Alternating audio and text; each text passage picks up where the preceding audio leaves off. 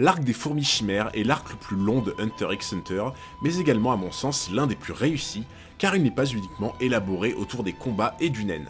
En effet, il introduit une très nette confrontation de puissance entre ceux qui sont nés avec des aptitudes exceptionnelles et ceux qui ont travaillé toute une vie pour les obtenir. Cet arc met également en lumière la complexité d'une situation géopolitique extrêmement grave, au sein de laquelle le personnage central apparaît comme surpuissant, presque semblable à une divinité, et qui pourtant se révèle être uniquement affecté et mis en déroute par la créature la plus inoffensive qui soit. Salut à tous, c'est Hunter404, et aujourd'hui dans cet épisode, on va voir ce qui aurait résulté d'une confrontation entre Meruem, le roi des fourmis chimères, et la brigade fantôme au grand complet.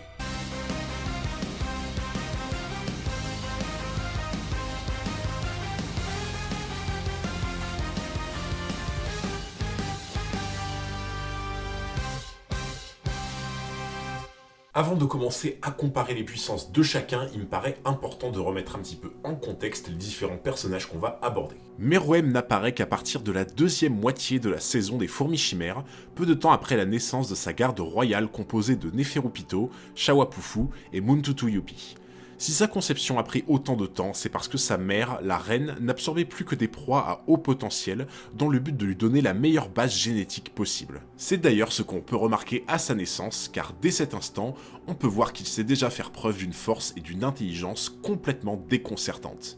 Ses capacités ne vont d'ailleurs que croître de façon exponentielle tout au long de la saison, jusqu'à l'amener presque à un stade de divinité. C'est d'ailleurs pour cette raison qu'à chaque comparaison entre la brigade fantôme et Meruem, je préciserai à quel stade de la saison en est Meruem, justement pour que cette analyse soit la plus exacte possible. De l'autre côté, concernant la brigade fantôme, vous avez déjà pu en avoir un léger aperçu dans ma précédente vidéo entre Kurapika et Kuroro.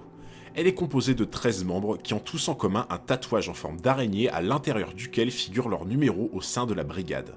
Et ils sont considérés comme le groupe d'assassins le plus dangereux du monde, détenant une prime de classe A, et ce à juste titre car chacun des membres de l'araignée est doté non seulement d'une force extraordinaire, mais également d'un naine surpuissant et maîtrisé à la perfection. D'ailleurs, si une vidéo sur les capacités de naine de la brigade fantôme vous intéresse, n'hésitez pas à m'en faire part dans les commentaires. Si l'on commence à comparer la force entre Meruem et chacun des membres de la brigade fantôme, je préfère qu'on mette les choses au clair tout de suite. Peu importe le moment de la saison où apparaît Meruem, la différence de puissance entre lui et l'araignée est absolument astronomique.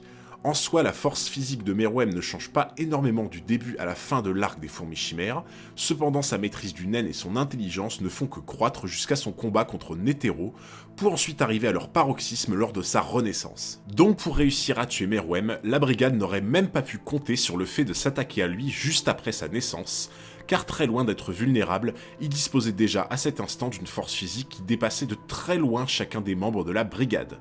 Si vous avez besoin d'un exemple, pendant son combat contre Netero, Meruem a réussi à encaisser tous les coups de la technique de la déesse canon de Netero, qui était sûrement l'une des techniques les plus violentes qu'on ait jamais vues dans le manga. Je sais pas si vous vous rendez compte de la force et de l'endurance physique qu'il faut pour supporter ce déferlement de haine sans broncher, jusqu'à avoir le temps et la lucidité de trouver une faille dans sa technique pour s'en servir par la suite. Cela veut donc dire que peu importe le moment où la confrontation a lieu, la brigade fantôme n'a juste aucune chance de remporter le combat contre Meruem d'un point de vue force physique, et ce même à plusieurs. Cela laisse donc entrevoir l'idée que l'utilisation du naine contre Meruem est l'arme la plus efficace qu'il reste à la brigade pour se débarrasser de lui. Pour commencer à mesurer la différence entre les capacités du naine de Meruem et celui de la brigade, on peut s'appuyer sur un des moments de l'anime qui m'a le plus hypé de l'arc des fourmis chimères, à savoir le moment où la brigade fantôme revient dans la ville de l'étoile filante, qui est l'endroit de naissance de la plupart de ses membres. À ce moment-là, les différents chefs de section de l'armée des fourmis chimères avaient déjà quitté le nid de la reine suite au départ du roi et de sa garde, et chacun s'était éparpillé autour du Golto de l'Est afin de conquérir son territoire et d'ériger son propre royaume. Le chef de section des fourmis chimères, Zazan, avait déjà commencé à occuper le territoire de la ville de l'étoile filante, ce qui a provoqué la colère des membres de la brigade. Pendant les différents combats qu'on peut voir entre les membres de la brigade et les lieutenants des fourmis chimères, force est de constater que la puissance des soldats est ridicule comparée à celle de l'araignée. Le plus intéressant vient après, au moment où Phaeton choisit de se battre seul contre la chef de troupe Zazan, car on voit clairement que d'un point de vue force physique, Phaeton et Zazan sont à peu près à égalité, ce qui donne une idée de la puissance hallucinante que peuvent avoir tous les chefs de section comme Zazan, Léor ou Jido. Ce qui fait vraiment la différence par la suite est l'utilisation du naine de Phaeton sous une forme de soleil à la chaleur écrasante qui carbonise Zazan par surprise. Le truc le plus important à retenir de tout ça, c'est qu'on a une fois de plus la preuve que pour s'attaquer aux fourmis chimères et plus précisément au roi, la force physique ne sert absolument à rien. En effet, les fourmis chimères ont été créées à partir de tous les meilleurs éléments absorbés par la reine, ce qui fait que chaque fourmi chimère partira avec un avantage génétique énorme par rapport à un être humain. À partir de ce constat et de ce qu'on a pu voir avec Phaeton, le meilleur moyen pour se débarrasser des fourmis chimères et donc du roi serait donc une combinaison entre l'utilisation du naine et un effet de surprise. Ce qu'il faut bien comprendre, c'est que les fourmis chimères ont un avantage génétique certain qui leur confère des aptitudes innées absolument inégalables, mais le revers de la médaille est que ce sont des êtres très jeunes et donc dépourvus de toute expérience de combat ou d'approche du naine. Étant tous pourvus à la naissance de capacités hors normes, ils n'ont pas besoin d'apprendre à devenir forts, à créer et à améliorer leurs techniques, ce qui les empêche d'accumuler une expérience qui leur serait utile en combat. Cependant, cette théorie fonctionne pour la quasi-totalité des fourmis chimères, mais là on parle quand même de Meruem. Le problème étant qu'il est doté dès sa naissance d'une intelligence hors du commun, intelligence qu'il va parfaire de jour en jour en jouant au jeu du Gungi avec Komugi. Jusqu'à son combat contre Netero, il va donc développer une intelligence stratégique et un instinct d'adaptation et d'anticipation des capacités humaines complètement surdéveloppées. À partir de ce postulat, la seule chance pour la brigade fantôme de réussir à tendre un piège à Meruem est donc de le prendre par surprise avec une capacité de naine juste après sa naissance et donc théoriquement au moment où il est le plus vulnérable. Cependant, il y a encore un problème. Pour que l'opération soit réussie et que Meruem soit pris par surprise, il faut que la brigade soit en mesure de connaître sa position exacte et qu'elle réussisse à l'isoler. Malheureusement, de sa naissance jusqu'au moment où sa garde rapprochée le déplace à son palais où il développera son intelligence avec Komugi, Meruem demeure dans une des salles du nid des fourmis chimères, qui est une sorte de dédale gigantesque dans lequel seules les fourmis arrivent à se repérer sans se perdre. D'autant plus que le nid est absolument plein à craquer de soldats qui grouillent dans chaque pièce, et qui donneraient immédiatement l'alarme à la vue d'un intrus, prévenant également la garde royale contre qui la brigade n'a également aucune chance au combat direct. Enfin, le N de Pytho qui détecte la moindre aura à des kilomètres à la ronde était déjà actif avant même la naissance du roi, ce qui aurait rendu toute attaque sur le nid de la reine vouée à l'échec. Bon je vous avoue que pour la brigade ça semble plutôt mal barré. D'un point de vue force physique c'est même pas la peine, et d'un point de vue naine, stratégie et traquenard, le timing ne fonctionne pas. Ce qui veut donc dire que pour que la brigade puisse tendre un piège à Meruem, ils devront donc attendre sa venue au palais, au moment où il devient de plus en plus invulnérable. Réussir à abattre Meruem à ce stade paraît donc impossible. Et pourtant il y a une faille dans le monstre de puissance qu'est Meruem, faille qui d'ailleurs n'existait pas au moment opportun de sa naissance. Et cette faille, c'est Komugi. Je vais donc vous expliquer la seule manière qu'aurait la brigade fantôme pour réussir à battre Meruem. Accrochez-vous bien à votre siège. Première étape, la brigade doit se positionner autour du palais à une distance suffisante pour ne pas rentrer dans le champ du N de Pytho et espionner chaque fait et geste.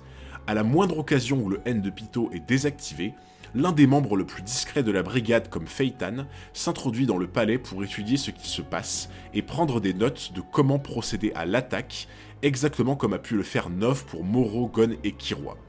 Phaeton se serait vite aperçu dans le palais de la présence de Komugi et aurait rapidement constaté à quel point elle apparaît comme importante pour le roi. Et c'est là tout le point crucial, car à partir de ce stade, la brigade va comprendre que se servir de Komugi est la seule façon efficace d'atteindre le roi. Suite à ça, la brigade a deux choix. Le premier est de profiter de leur surnombre malgré le manque de surprise, et que 4 d'entre eux fassent diversion pour occuper respectivement le roi et sa garde. Pendant ce temps-là, les autres membres de la brigade foncent sur Komugi dans le but de la prendre en otage.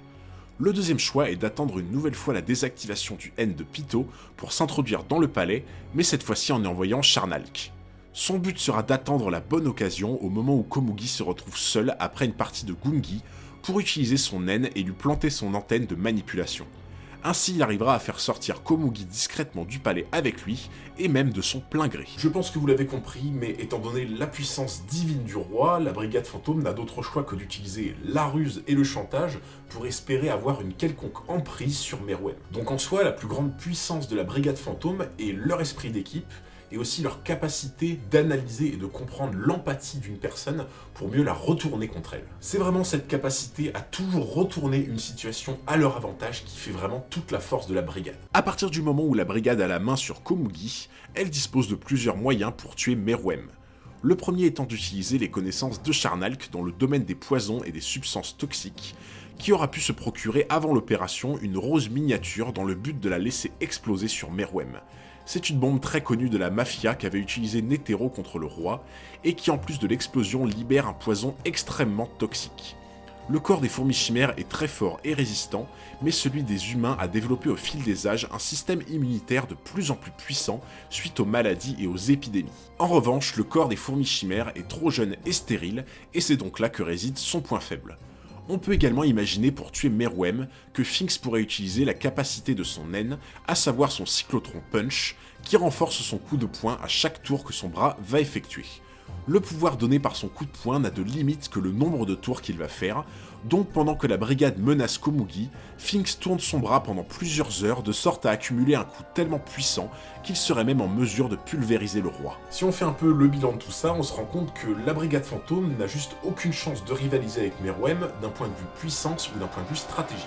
Sa seule chance est d'utiliser la ruse et le chantage au travers du seul être qui est cher à Meruem, à savoir Komugi, pour espérer l'atteindre. Mais cela est possible uniquement grâce au talent de naine de chaque membre de la brigade, ainsi qu'à leur unité qui leur permet d'être extrêmement menaçants en groupe, comme on a pu le voir dans ma vidéo précédente sur Kurapika et Kuroro. Le truc assez cocasse, c'est que la seule faiblesse de Meruem réside dans son amour pour Komugi. Cette faiblesse n'existait pas dans le cœur de Meruem à sa naissance et jusqu'à sa rencontre avec Komugi, ce qui veut donc dire que si Meruem n'avait pas connu l'amour, alors la brigade fantôme n'aurait eu pour ainsi dire aucun moyen de le vaincre. C'est tout pour cette vidéo, j'espère qu'elle vous a plu. Si c'est le cas, n'hésitez pas à lâcher un gros pouce bleu et à me dire ce que vous en avez pensé dans les commentaires. Mais surtout le plus important, n'oubliez pas de vous abonner juste ici et d'activer la petite cloche de notification, comme ça vous ne manquerez pas les futurs épisodes. Merci beaucoup pour votre force, c'était Hunter404 et je vous dis à très bientôt pour un nouveau combat.